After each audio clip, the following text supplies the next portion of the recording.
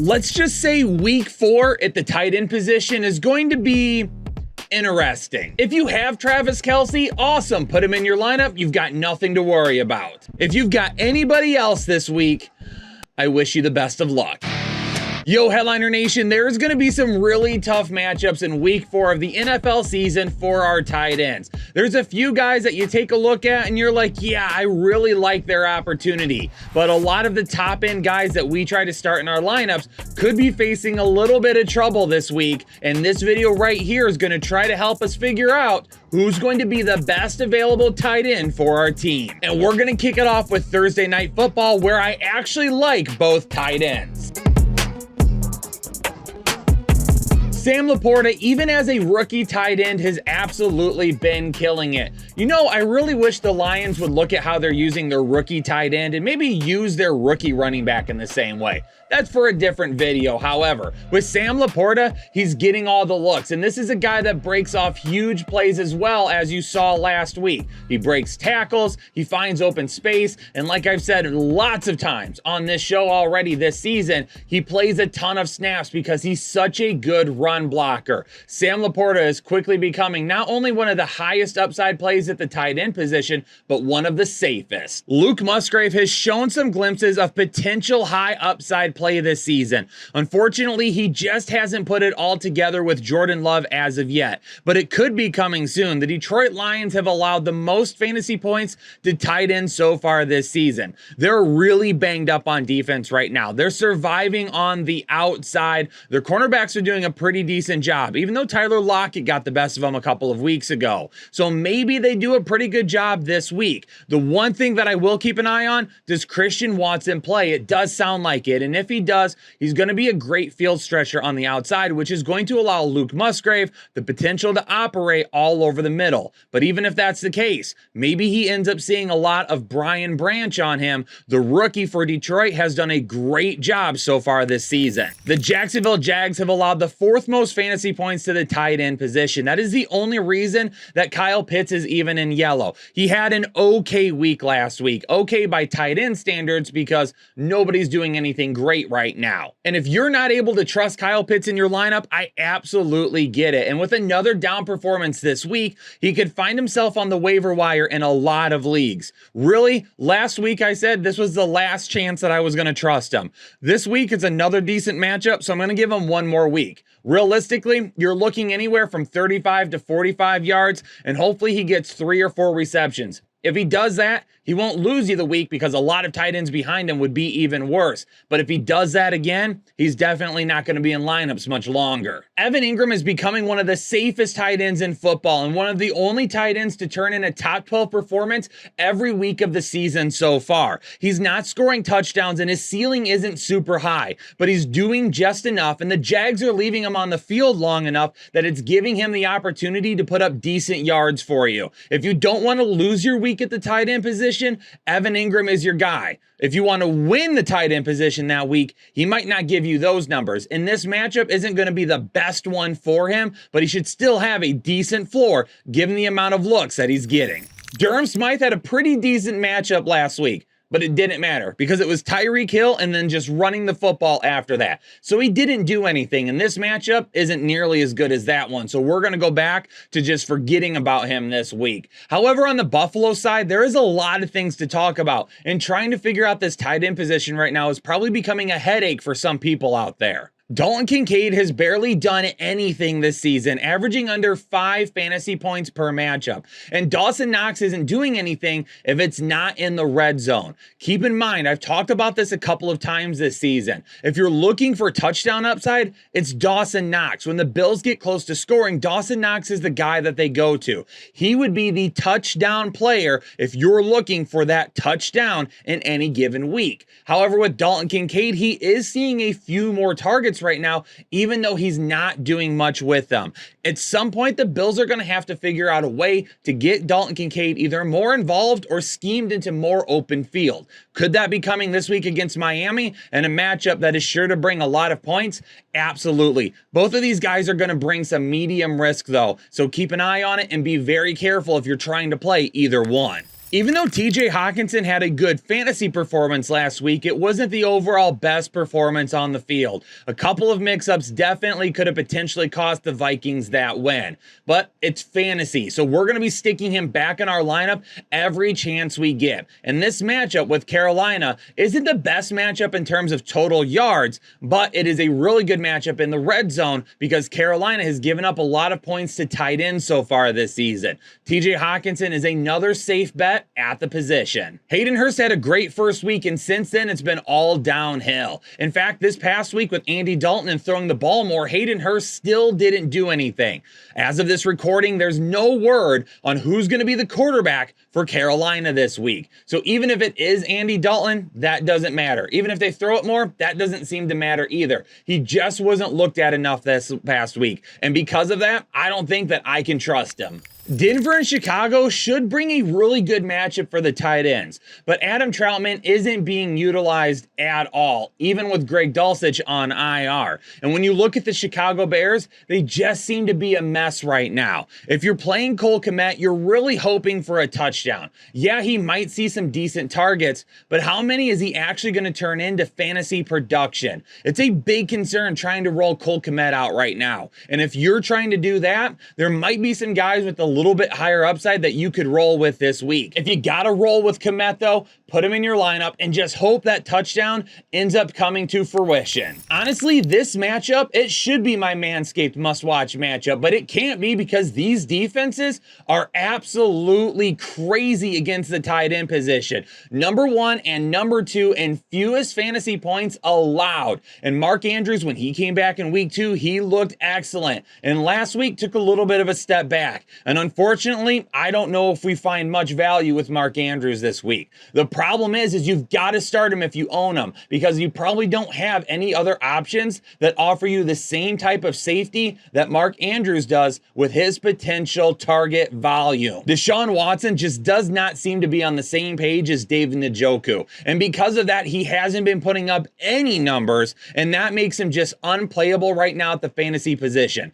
Given that this is such a tough matchup for him, if I were you, I would be looking elsewhere this week. Pat Freiermuth has got a really good matchup this week against the Houston Texans, who are ranked in the bottom third of most fantasy points allowed to the tight end position. In fact, I'm liking this matchup so much, I'm taking the over of 0.5 rushing plus receiving touchdowns for that spicy double up over on Underdog. Even though the Texans defense haven't allowed a ton of passing yards, they are allowing points to the tight end position. Pat Freiermuth is being looked at whenever they get close to the red zone, and because of that, he is becoming a huge red zone opportunity every single time we put him in our lineup. Those touchdowns are going to be what make or break his season, and as long as he scores one this week, if you're playing this pick'em over on Underdog with us, it could definitely hit for you. And I also got to remind you, if you're wanting to play along with this pick'em or any of the other pick'ems that we do during the season, head on over to Underdog, download their app, and sign up using code word headliners. If you do that right now, Underdog is running a special deposit match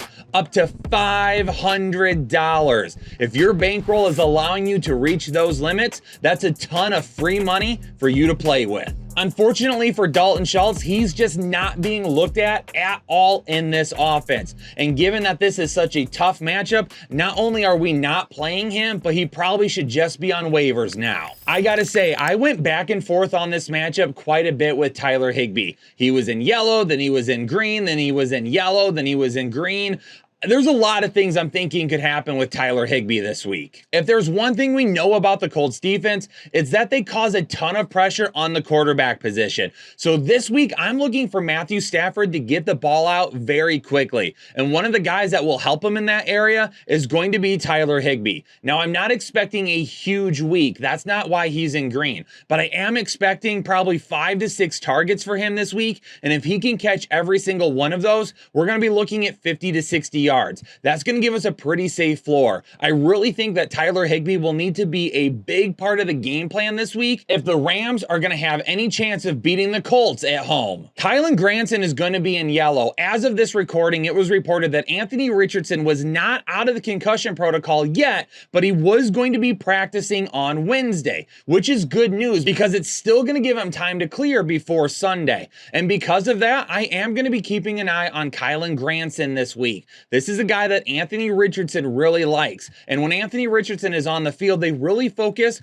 on those targets 0 to 10 yards past the line of scrimmage. And when you run a lot of options like they will do with Zach Moss playing well and Anthony Richardson back in the backfield, that's going to cause some of that middle area to open up, which will be perfect for Michael Pittman Jr. and, of course, Kylen Granson. The Tampa Bay-New Orleans matchup is going to bring us a whole lot of nothing to watch at the tight end position. Cade Otton isn't doing anything right now, and now he's got a tough matchup going against New Orleans. Juwan Johnson has basically been written out of the offensive game plan. I mean, they're giving the ball to 75-year-old Jimmy Graham right now. And then, of course, you've got everybody that wants to start Taysom Hill. Well, you know what? Y'all wanted to start Taysom Hill last week, and look what happened to you. Absolutely nothing once again. We'll see what happens this week. People are going to want to go back to him because Derek Carr is injured and Jameis Winston will probably be the quarterback and Taysom Hill will get some snaps and things like that. Once again, like I always say, if you want to play Taysom Hill, you absolutely go for it, but I will never recommend it. I would actually really like to go with Logan Thomas and mark him as at least a yellow this week going up against Philly, who has allowed the second most fantasy points to tight ends this season. But it's really difficult for me to do that because when I recorded this, he wasn't out of the concussion protocol just yet. And because of that, I can't really do a whole lot of analysis on it. If he does end up playing this week, though, he would be a guy on waivers that you could probably grab and play over one of the guys I've talked about that I'm just not comfortable with in this show right now. So keep an eye on it and we'll see what happens with Logan Thomas over the next few days. Man, Dallas Goedert has absolutely disappeared. And it's crazy to think about because Jalen Hurts really relied on him at the beginning of last season.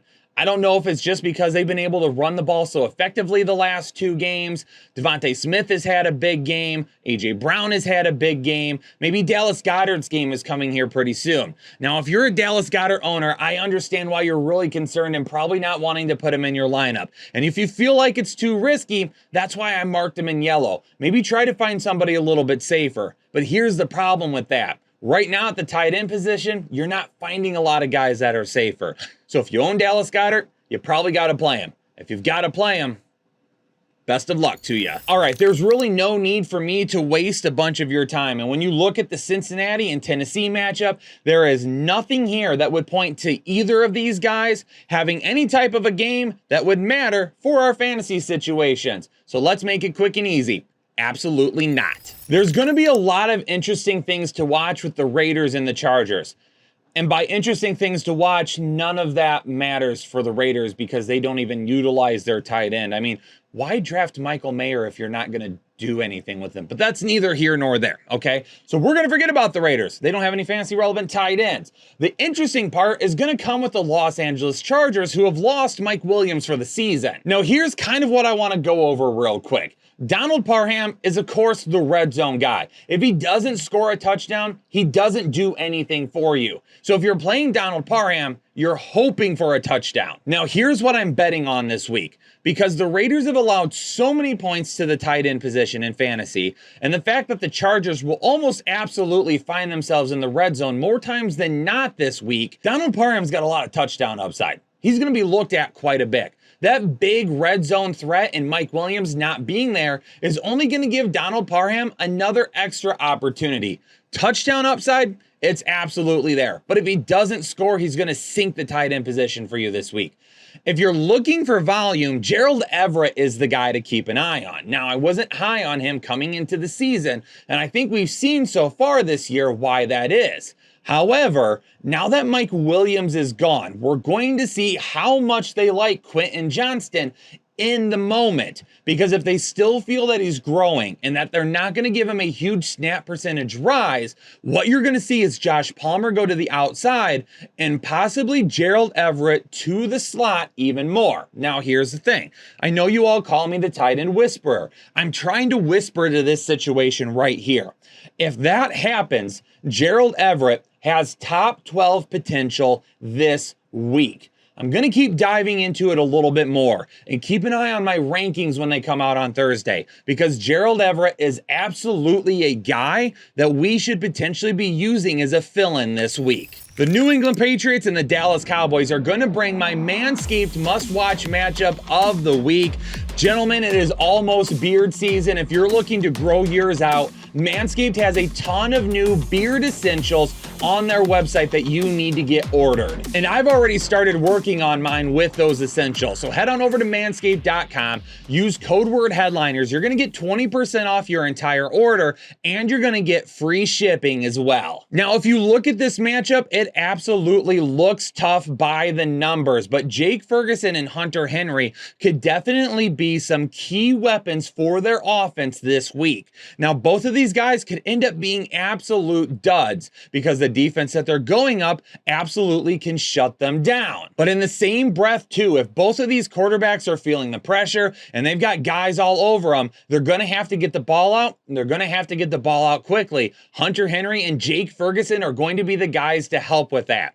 I don't love their upside this week, and that's why I have them in yellow. I also don't love their floor, but I definitely could see a situation where they land right in between and give you enough targets to make it work. We just need to make sure those targets are there this week. What would have been a prime matchup at the tight end position just a couple of years ago is becoming a thing of the past. Zach Ertz he had a huge opportunity in front of him last week. That was a huge game for him, and he didn't even get the targets. That's absolutely crazy to see. We'll have to see if he bounces back this week. But over the first 2 weeks of the season, the dude had 19 targets, and then Dobbs gave him 2 targets last week. We need to get him in the game plan, and we need to get the ball into his hands. George Kittle had a really nice bounce back performance last week, but with Brandon Ayuk definitely headed in the right direction to play this weekend, who does it take away from? Does it take away from George Kittle last week? Does it take away from what Deebo Samuel has been doing? That's going to be a really big question that we need to be cleared up, and one of the reasons why I have George Kittle as a medium risk this week. For Kansas City and the New York Jets, the only thing that we have to talk about right now is going to be Travis Kelce.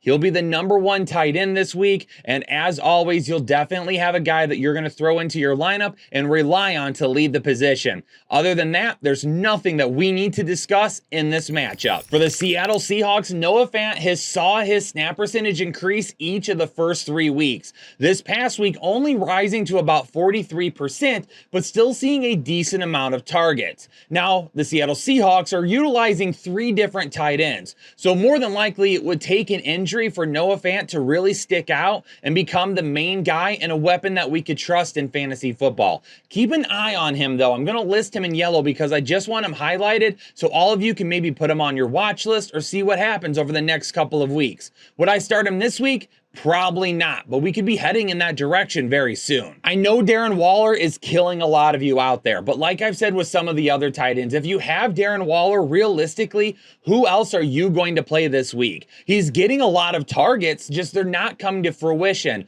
So do you really think that you're going to sit Darren Waller and his targets for a risk like a Donald Parham or somebody that we think might score a touchdown? That's a little too much risk for me. At the tight end position, even if he's not doing what he needs to be doing, I'm going to keep starting the guy with the targets all day long. Yo, Headliner Nation, hopefully this video helped you out in making some of your decisions for your lineup here in week 4. Hit that like button for me, subscribe if you're new here to the channel, and make sure you leave me a comment down below and let me know who is your sneaky tight end play of the week. Meaning if you have a guy that doesn't have a great matchup that you're worried about, who is someone on your waivers right now that you think that you could grab to start that will give you decent production?